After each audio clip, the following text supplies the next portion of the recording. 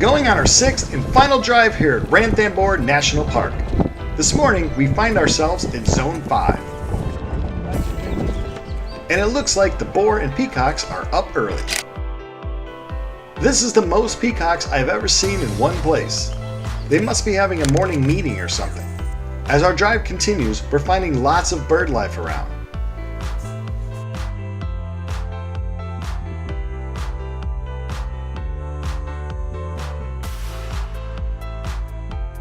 And in our search for tigers, this handsome spotted deer gives us a look over.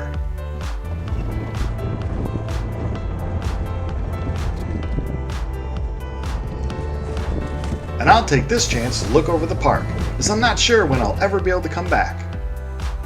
What a beautiful location this is. You know, it's time for me to put away the cameras for a while and enjoy the world around me.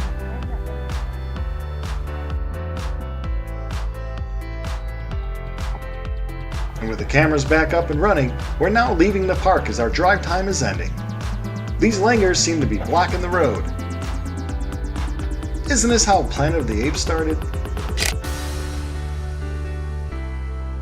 Well, this seems to be the only drive out of our 6 drives that our group didn't see a tiger. But that's okay, because we're leaving the park with great memories. Well, looks like I spoke too soon. On the road, a guard in a Jeep was keeping track of something. A tigress. How lucky. He's probably making sure she doesn't wander too far outside the park and into the village. As we drive down the road a bit, we feel safe enough to get out for a photo. And now it's time to pack up and get ready for the long train ride. I can already tell the puddin' is so excited to spend an evening on a train in India. I'm actually starting to feel great for the first time this trip, but I'll be keeping my food intake to a bare minimum to get ready for this overnight 12-hour train ride. So long, dining room, and hello, train station. This train station is conveniently located just minutes away from the park. Maintaining social distance on an Indian train is impossible, but it is a pretty sign. I pre-warned my group that this will be the worst part of the trip. My last group I took to India, they did okay with the train, so I hope this group will do okay as well. It's really the only good way to get from Ranthambore to Bandhavgarh, the 2 best tiger parks in India.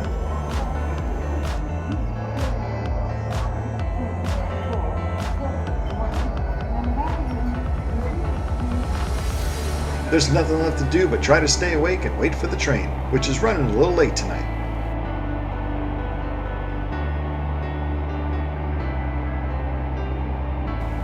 I'm always on search for wildlife.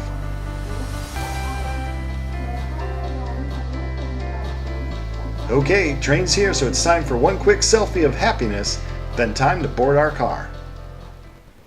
The air conditioning on the car is kind of working, but it is some tight quarters.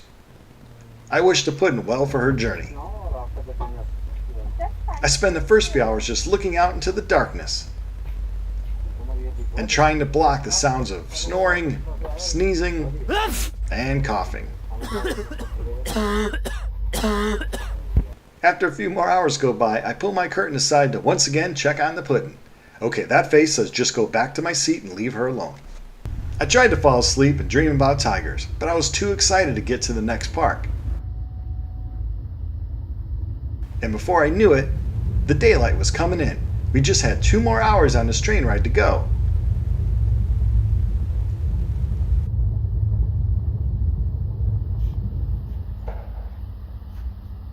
Those 2 hours quickly passed and we're now off the COVID Express. Alright, first part of the trip is over.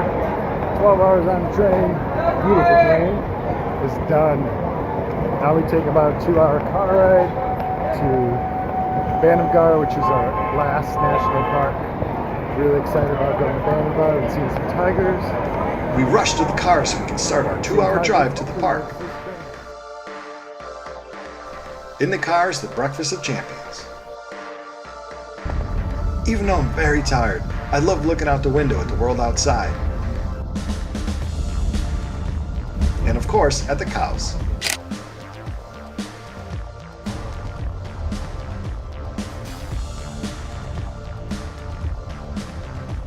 After a toll, we see signs that we're getting near to Bandhavgarh National Park. the first park I ever went to in India over 10 years ago. As we're unloading at the lodge, we're starting to hear that people are seeing tigers on their drives here. So we're all growing anxious for tonight's drive. Stay tuned. Thanks for watching.